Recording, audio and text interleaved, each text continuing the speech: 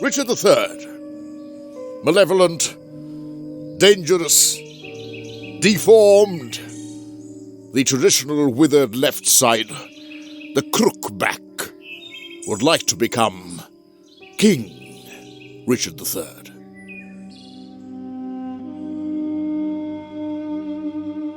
Now is the winter of our discontent.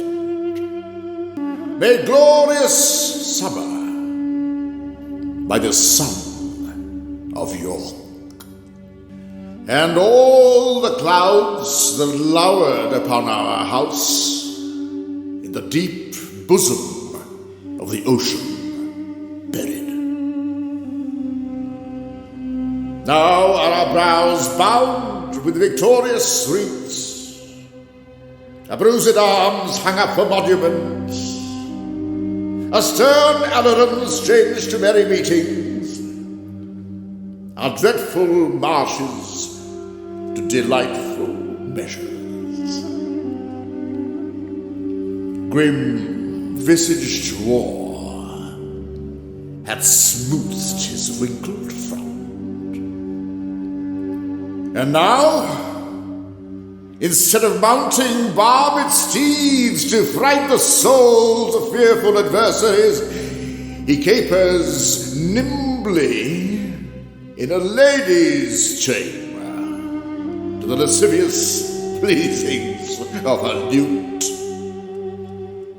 But I, that am not shaped for sportive tricks, nor made to court an amorous looking glass, I, that am rudely stamped and want love's majesty, to strut before a wanton ambling nymph, I, that am curtailed with fair proportion, cheated of feature by dissembling nature, deformed, unfinished, sent before my time, into this breathing world scarce half made up, and that so lamely and unfashionable that dogs bark at me as I halt by them. Why,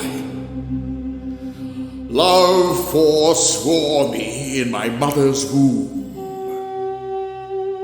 and for I should not deal in soft laws, she did corrupt frail nature with some bribe, to shrink mine arm up like a withered shrub, to heap an envious mountain on my back, to shame my legs of an unequal size, to disproportion me in every part, like to a chaos, or an unlicked bare whelp that carries no impression like the dam. Why, I, in this weak piping time of peace, have no delights to pass away the time, unless to spy my shadow in the sun, and descant on mine own deformity. Then, since this earth affords no joy to me, but to command, to check, to overbear, such as are of better person than myself, I'll make my heaven to dream upon the crown. And whilst I live, to account this world but hell, until my misshaped trunk that bears this hair be round impaled with a glorious crown.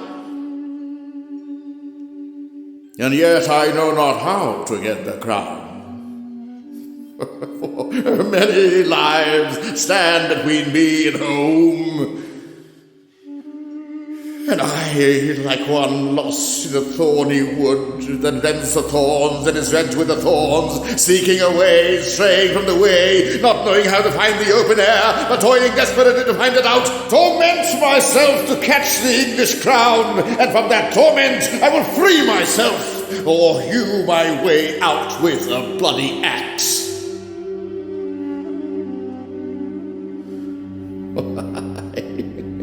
I can smile and murder whilst I smile, and cry content to that which grieves my heart, and wet my cheeks with artificial tears, and frame my face to all occasions. I drown more sailors than the mermaid shall. I'll play the orator as well as Nestor, deceive more slyly than Ulysses could, and like a Sidon take another Troy. I can add colours to the chameleon, change shapes with Proteus for advantages, and set the murderous Machiavel to school. Can I do this and cannot get a crown? Tut! Were it farther off, I'll pluck it down. Meantime, I'll marry with the Lady Anne,